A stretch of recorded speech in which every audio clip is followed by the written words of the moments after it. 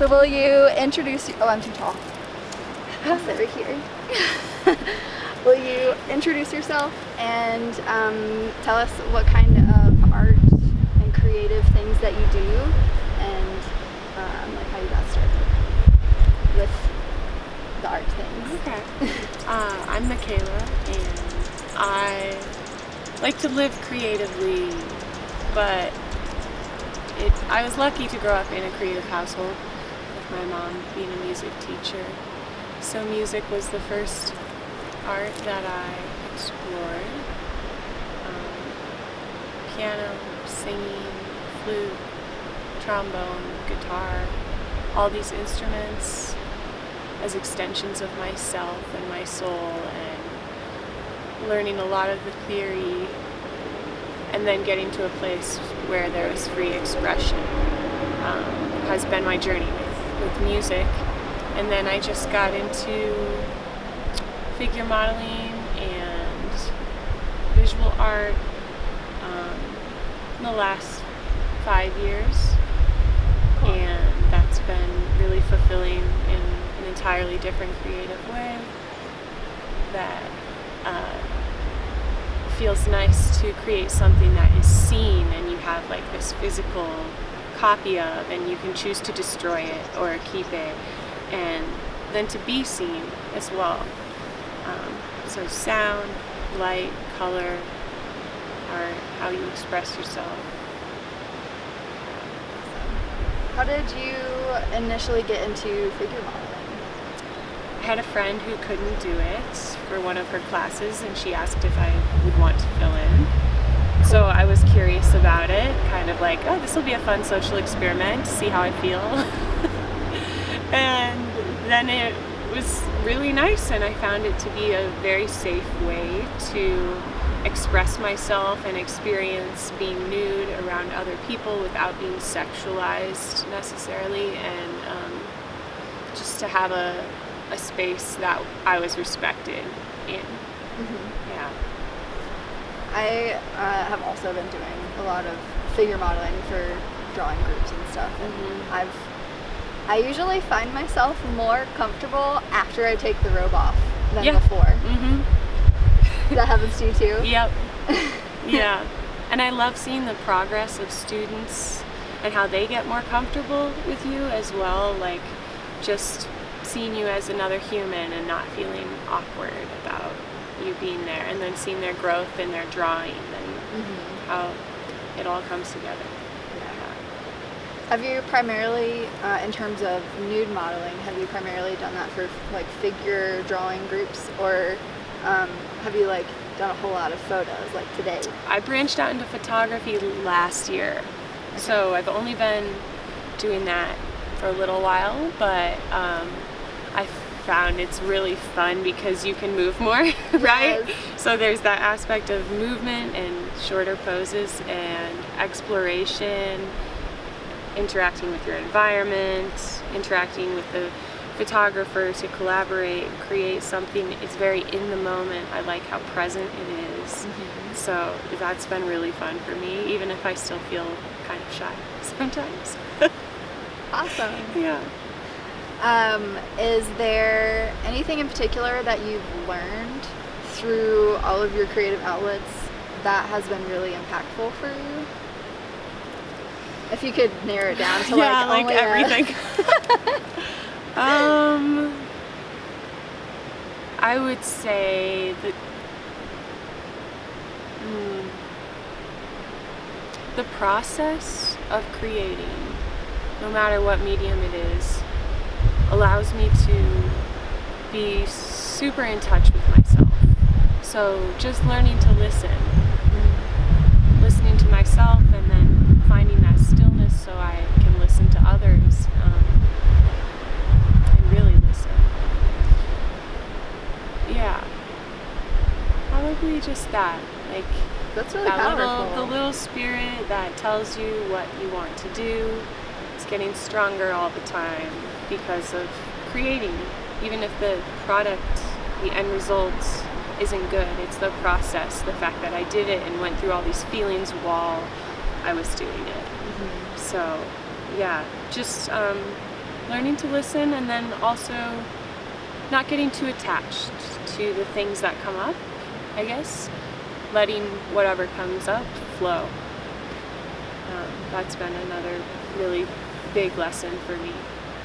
Yeah. I feel like I've been learning those lessons also. It's hard.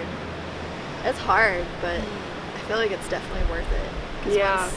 once you can really listen to yourself and know what you want, then you can really help other people, because you're not trying to help them just because you feel like that's how they will like you, or help them because you feel like you have to. Right. You can, like, you know that you are good, so now you're in the space to share the excess of Yeah.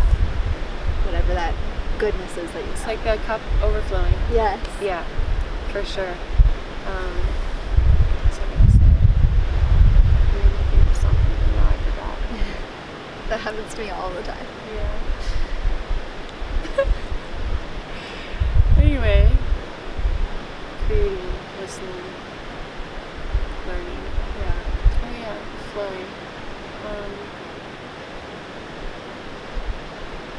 It's funny because sometimes I will avoid myself for like a month, and I just won't want to sit and paint or sit and write. Like avoid journaling, avoid anything introspective and creative. Like I go through these times where I'm just like, don't want to face myself. Me too. But then oh my gosh. it's like as soon as I start doing it, even when I have to face heavy shit and it's like bad feelings and it sucks for a minute, I start to feel better almost instantly. Like as soon as I let those things come up, then it'll be like, I don't know, 20 minutes of feeling bad, and then I'm like ecstatic because I let it all out. Yes. And then I'm like, okay, now I feel great. Now I actually want to create. Now I'm into this. But sometimes it's just hard to get into the zone of like putting your pride aside and being like, here's the bad stuff. But it's just such a therapeutic thing, like, to do anyway. I don't know what I'm trying to say. When you're stuck in those moments of when you're kind of avoiding yourself, how do you get inspired to do something, like to create something, to come back to yourself? Is there anything you found? It's really like just getting fed up with that feeling of ignoring something that I know needs to be addressed, and then just diving into it. But I'm definitely a competitive person, so there's also like becoming inspired by seeing my other friends create and do all these things, and then noticing my jealousy and being like, oh, you want to do that, go do that. Yeah.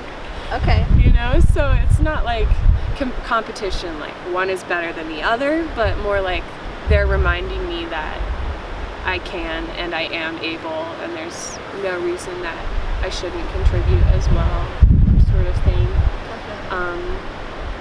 Otherwise, just like being in nature, if I go sit like we are anywhere, you can't help but be overwhelmed with love.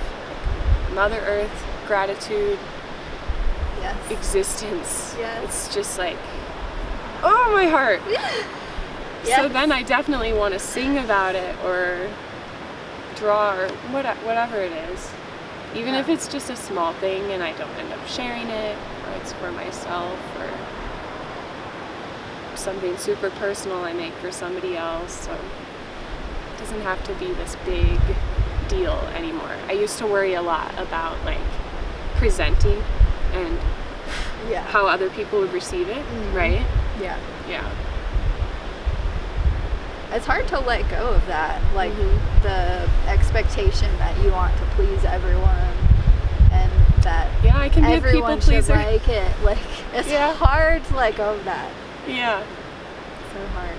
Instagram has actually been strangely helpful for me to just take up space and be like, this isn't for you. Awesome. And I'm not really taking up actual space, but it's like, I will just express what I feel in the moment. I love the stories for that reason.